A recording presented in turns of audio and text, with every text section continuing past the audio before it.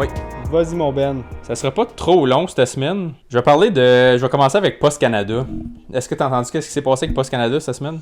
Cette semaine, non. Devine combien qui sont fait démarder par le gouvernement canadien en montant d'argent. Que le gouvernement a donné à Post Canada? Pour se sortir du trou. Devine le montant.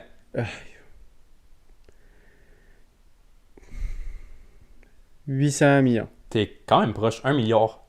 Ah, yo, je suis proche. J'étais proche pareil. Je pensais que t'aurais dit comme 50 millions. Je pensais que t'aurais dit un chiffre comme... Non, je savais que c'était vraiment beaucoup. Fait que ça, depuis que la marde à poignée sont rendus à 2 milliards de dédommagement du fédéral, des taxes, là, comme c'est un autre 2 milliards de parties. Fermez ça. Je veux juste... C'est ça que j'avais dit la dernière fois aussi, je sais pas si tu t'en souviens. Moi, j'avais dit, écoute, si le privé fait quelque chose de mieux à profit, ben le privé... Puis la seule affaire de zone grise, c'est quand ça vient à la poste, il y a beaucoup de la vie privée là-dedans. Puis moi, je suis pro... Comme... Scanner pour des armes à feu et de la drogue, je comprends. Mais s'il n'y a rien... Il n'y a personne qui devrait avoir à toucher ton colis, selon moi. Comme je dis, il faut que ça soit comme... Si tu achètes quelque chose d'illégal, ça n'a pas d'affaire à se rendre chez vous. Mm-hmm. Que ce soit de la drogue, des armes, peu importe. C'est pour ça qu'il y a une zone grise. C'est pour ça que je dis comme... C'est dur à dire, il faut que ça soit absolument de même ou absolument de même. Mm-hmm. Je suis pas contre qu'il y ait un Post Canada, mais l'affaire, c'est que c'est la seule entreprise fédérale qui est pas subsidisée par les taxes. Ils run à profit, puis ils en font des négatifs. Des milliards en négatifs. Ouais. Pas une claque à la gueule par employé, là, des milliards à travers le pays.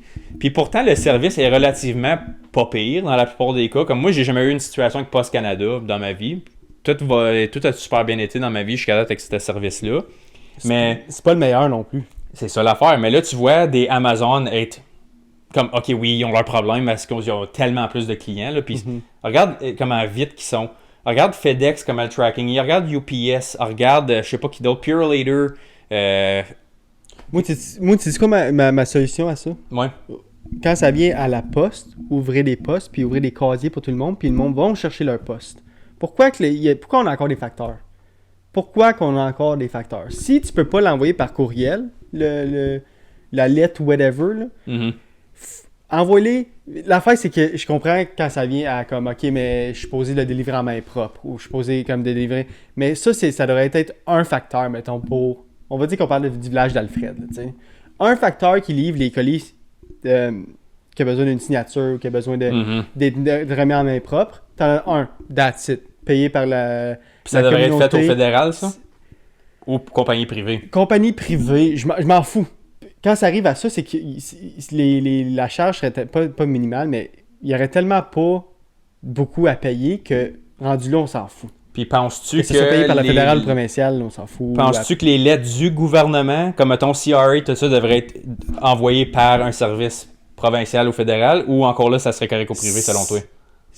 Moi, c'est si ça devrait être mis en main propre, puis ça vient du gouvernement, il faut que le gouvernement te le remette en main propre. Je sais qu'il y a beaucoup de lettres, puis c'est quasiment impossible de faire ça. Mais tu sais, je suis certain qu'on peut mettre tous nos cerveaux ensemble, c'est des meilleurs cerveaux que moi pis toi, là, pour trouver une solution à ça. Là. Parce que c'est pas ça là, c'est pas qu'est-ce qu'on fait live qui est la solution. Mais non, c'est pas la meilleure idée. T'sais. Fait que il y a sûrement quelque chose à faire. Puis comme Amazon, l'affaire qui arrive avec Post Canada, c'est qu'on dirait qu'ils prennent pas exemple de personne. Genre. Comme là, tu regardes Amazon qui font des profits big, là, c'est tellement ridicule. C'est insane. C'est insane les profits qu'ils font. Puis ils subsidisent aussi maintenant, comme la livraison. Comme là, rendu à Saint-Jérôme où j'habite, c'est plus Amazon qui livre, ça s'appelle Intelcom. Ah, et ça, Tito, c'est Intelcom. C'est aussi, c'est Intelcom. Ouais. Fait que c'est plus Amazon littéralement qui fait ça. Probablement qu'Amazon fait encore des livraisons, mais Intelcom, comme là, ils subsidisent tout. Puis Intelcom font, je suis prêt à mettre ma main au feu, qui font du money là-dessus, là. Ouais. De l'argent parce que c'est à livrer des colis. Pourquoi que Post Canada est dans les milliards en dessous quand tu regardes Amazon puis Intelcom qui font des millions au-dessus? Puis on fait ça en dedans de 10 ans, là. Ouais. Amazon ship chez vous, ça fait max 15 ans. Max. Puis 15, je pense, j'exagère. Comme avec 1 à 2 jours de service, mettons, là. Comme Next Day Delivery, ça n'a pas 10 ans, ça, là. Puis regarde comment que c'est justement Intelcom est sorti nowhere, mais nous, avec Post Canada, ça va jamais se rendre là parce qu'ils sont pas capables de faire OK, nous, on est bon à faire ça, mais il y a des personnes meilleures à faire ce service-là. On pourrait engager, parce que regarde dans la construction, c'est ça que c'est. Il n'y a pas une construction du gouvernement du Canada. Il engage des compagnies privées qui sont. Puis souvent, c'est là que ces compagnies-là font de la grosse pièce parce que le gouvernement fait juste signer le gros chèque, ils prennent le highest bidder. Qui va faire la job le moins cher possible puis prendre le moins de temps possible? Là, c'est là qu'ils coupent les coins ronds. C'est pour ça que tu regardes le O-Train Ottawa qui a genre 6 ans puis il y a déjà de la petite junk. Ouais. Parce que tu as engagé quelqu'un de cheap. Mais si tu laisses le privé faire ça, puis tu leur laisses faire, écoute, nous on arrive au fédéral avec un projet, puis on veut faire tel service, parce que le vote il est de l'estime de marde, ben laisse le privé faire, puis c'est le privé qui va payer pour. Comme c'est pour ça qu'il y a des chemins C'est pas payants. ni moi puis toi qui va payer pour. C'est ça. Si tu veux un service, c'est pour ça qu'il y a comme des chemins payants, je suis pas tant contre ça, parce que tu veux te servir du chemin pour qu'il soit beau, puis qu'il soit vite, puis tout ça, ben paye pour. Prends-le le chemin, il est privé, prends-le. Comme t'es pas obligé de le prendre. Il y a un autre, ça va prendre plus de temps à faire le tour, mais il va être gratuit. Mais tu peux pas chialer que c'est long s'il y a une option à 3 piastres qui va être plus vite. Prends-le le chemin. Il est entretenu, cet argent-là va directement pour ça. Tu le vois, comme moi, je prends le chemin qui est payant pour faire le tour de Montréal. Ça prend peut-être une demi-heure de plus. Mais turns out que, guess what, je fais juste rouler cruise tout le long, je me fais pas écœurer, il n'y a pas de petite compte puis de détour tout partout. Ça vaut le 5 piastres. J'ai mis mon argent où ce que je voulais le service. Tu vas-tu au Tim Hortons? Est-ce que tu penses qu'on devrait payer pour le Tim Hortons à tout le monde? Non, parce que c'est un choix d'y aller. Fait que moi, je pense que c'est de même que le privé, justement, il n'y a pas une affaire au pays que le gouvernement fait mieux que le privé. Zéro. Puis si t'en trouves une, dis-moi-les. On va attendre longtemps. On va attendre longtemps. Encore une fois, c'est pour ça que c'est la seule entreprise canadienne qui ne dépend pas des taxes. Puis regarde donc, ils sont des milliards dans le trou. 1 plus 1 égale quoi? Tu vois le résultat, là. C'est un château de cartes qui ça fait quasiment une centaine d'années qu'il run. Tu penses c'est quoi la solution? Honnêtement, j'ai pas la réponse exacte. C'est pour ça que je t'ai demandé ton opinion là-dessus. Parce que je suis pro service de courrier qui est quand même réglementé à un niveau gouvernemental. Je suis pas contre ça. Mais tu regardes FedEx, UPS, DHL, Amazon, comment ça coche, puis vite que c'est. J'ai rarement eu des problèmes de livraison dans ma vie. Je reste pas dans une place vraiment bâtard non plus. Là. Je suis proche d'Ottawa, je suis pas loin de Montréal. Comme des affaires, ça se fait relativement vite. Mais comme, pour des endroits vraiment remote où il y a des P.O. Box et tout ça, ok, sure. Des endroits Post-Canada spécifiques, ça va prendre plus de temps. Sure. Mais en général, surtout pour des métropoles, le privé torche Canada Post par des milles. Puis encore là, on est là à comme démarder. Comme qu'on a fait avec Bombardier, ça fait combien de fois qu'ils font faillite puis que le gouvernement démarde? Ça ne fonctionne pas. Puis encore là, les big boss font 6 millions par année. Mais la compagnie fait moins 150 millions.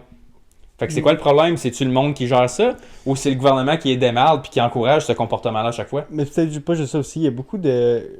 Tu sais, je lance ça dans les airs, mais il y a beaucoup de greed. Il y a beaucoup de personnes qui sont greedy, je trouve, puis qui vont chercher de l'argent ou qui sont pas nécessairement supposés aller chercher de l'argent.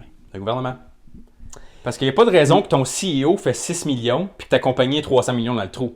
Non. Tes employés... Ça devrait pas marcher. Ça n'a aucun sens. Ça devrait pas fonctionner comme ça. Je pense que la réponse est dans une zone grise. J'ai pas une boule de cristal puis je me considère pas expert là-dedans. C'est ça, on n'est pas des experts. Là. Mais il y en a des experts pour ça qui devraient être capables de figurer une solution puis ils sont pas capables. Je comprends. Puis la seule solution, c'est de leur donner 2 milliards en dedans de 5 ans. Regarde comment ça fonctionne pas. Ça fait 2 fois qu'ils vont en strike, ça fait 2 fois que la merde pogne. Le service est pas mieux. Ça coûte de plus en plus cher, puis c'est nous autres qui payent encore quand que Amazon t'envoie quelque chose le lendemain matin pour gratos. Ouais. Fait que prends ce que tu veux avec cette information-là. Je vais juste finir avec une petite statistique pour cette semaine. La phrase, c'est qu'il y a quelque chose de wrong au Canada. On est 41 millions présentement au Canada. Légal et illégal combiné. Il y a ce montant de monde-là dans le pays. Devine combien qu'il y en a qui travaillent full-time sur 41 millions? La moitié. Un peu moins. 17 millions sur 41 travaillent à temps plein. Gros problème. Mais c'est parce que là, il y a les enfants puis tout là-dedans. Là. Oui. Faut oublier qu'il y a plus d'enfants qu'à Mais écoute ça. 17 sur... Mais quand même, tu devrais avoir au moins la moitié de ta population minimum qui travaille à temps plein. C'est un problème pareil. Je pense que 50% devrait être... À seconde, t'es plus à l'école, selon moi. Comme je parle comme université, collège, you name it, whatever que tu avais à faire pour avoir ta job. Tu devrais travailler 40 heures semaine. À moins que tu fasses assez d'argent et que tu peux garder ta femme à la maison ou vice-versa, peu importe, tout le monde peut s'arranger. Mais avoir un domicile qui a une job temps plein, salaire temps plein qui rentre. Là. Fait que Puis dans ce 17 millions-là, il y en a 4,4 qui travaillent pour le gouvernement. C'est insane, ça. Fait que tu as 25% de ta population. Ils font quoi, eux? Ben, que ce soit municipal, provincial, fédéral, ça, c'est tout qu'est-ce qui est... Moi, je travaille pour le gouvernement. Toi, tu travailles pour le gouvernement. Oui. Puis je suis pas en train de dire que c'est wrong qu'il y ait des employés gouvernementaux. Mais c'est non. 25%, puis on a un service de marde de même. Tu as une personne sur 4 qui travaille pour l'État.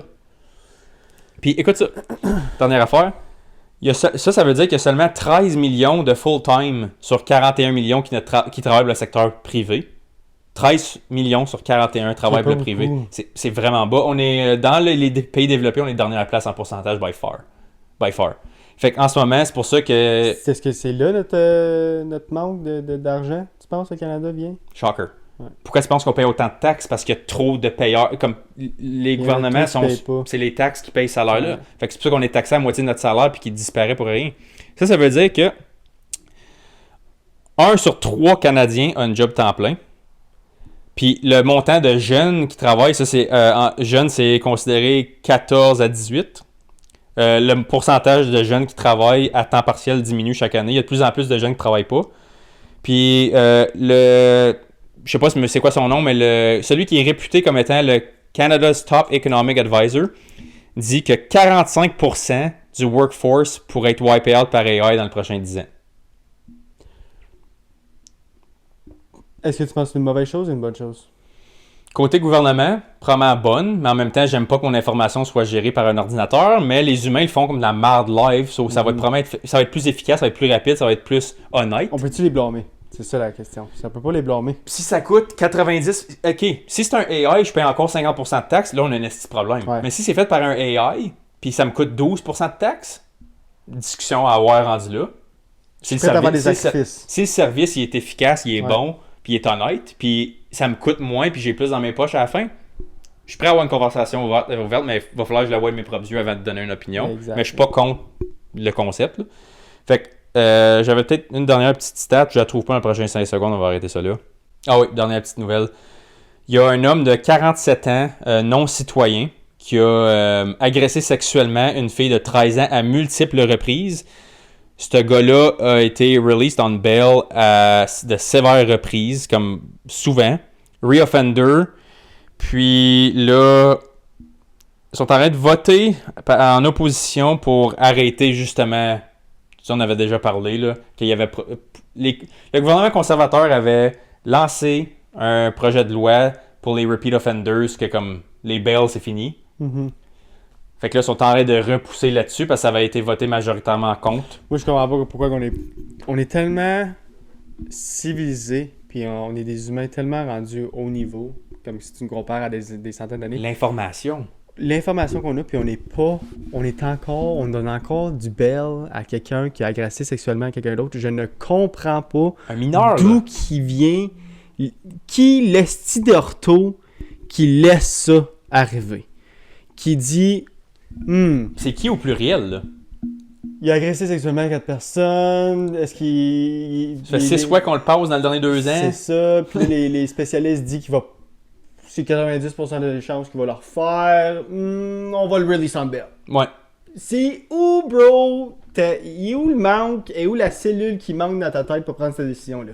Je ne comprends pas. Ces nouvelles-là, ça me frustre autant que ton true crime. Pour vrai, oui. Parce que le volume, il est tellement haut. C'est que l'affaire qui arrive avec le true crime qu'on a fait de cette semaine, c'est qu'il n'y a rien qu'on peut faire pour empêcher ça. Des tragédies comme ça va arriver, puis il y a du monde croche à la vie qui ça va arriver. Ouais, ça va jamais arrêter. Mais là, c'est qu'on fait confiance à quelqu'un à prendre des bonnes décisions, puis il les prend pas. Puis on l'a déjà dans nos mains. Comme c'est ça, il est enfermé. Il est enfermé, puis tu lui donnes la clé pour sortir, pour qu'il le refasse. Puis tu le sais qu'il va le refaire. Ah, ça me fait chier, ça. Comme tu l'as en menotte, là. Ouais. Il a agi. Ah, fuck, on l'a pogné. Il s'est pas tué. C'est pas un murder-suicide, là. Mm-hmm. La personne là, fuck, ok, il y a ses victimes, il y a lui, il y a elle, fuck, la merde est pognée, on est juste pris qu'un bloodbath. Là, il y a une ou des victimes, malheureusement, mais on l'a. Ok, il le refera plus, on l'a. Moi, qu'est-ce que je comprends vraiment pas, là? C'est qu'ils vont l'avoir, ils vont le relâcher, puis après ça, ils vont dire au public, hey, faites attention, on a relâché lui, fait keep an eye out.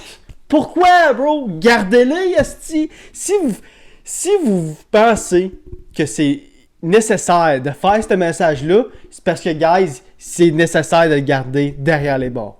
Je ne comprends pas d'où vient... Comme oui, je comprends, c'est pour de l'argent. Obviously, c'est pour de l'argent. Il y a quelqu'un qui paye bail, ça fait de l'argent. Ça donne de l'argent à quelqu'un, quelque part. OK? Mais à un moment donné, il y a une calice de limite. Là. Si le gars, c'est un repeat offender, puis il en a fait tellement souvent, puis les experts, ils te disent, il va le refaire si tu le relâches. Il va le refaire. Puis tu le relâches pareil. Je ne comprends pas. Ça pue au nez, ça me pue, ça me fait chier. Sur ça, on finit le podcast. Ouais, j'ai rien d'autre à dire là-dessus. Esti de merde, bro. Ouais, c'est fucking whack. Excusez, guys, c'est mon petit rant de fin de podcast. Sur ce, J'aime ça des rants. comme que je dis, ouais, toi t'aimes ça. T'aimes ça entendre chialer. Sur ce, guys, comme que je dis à chaque fin de podcast, on est partout. Like, comment, subscribe, puis on va se voir la semaine prochaine. Yes, sir. Peace. Salut.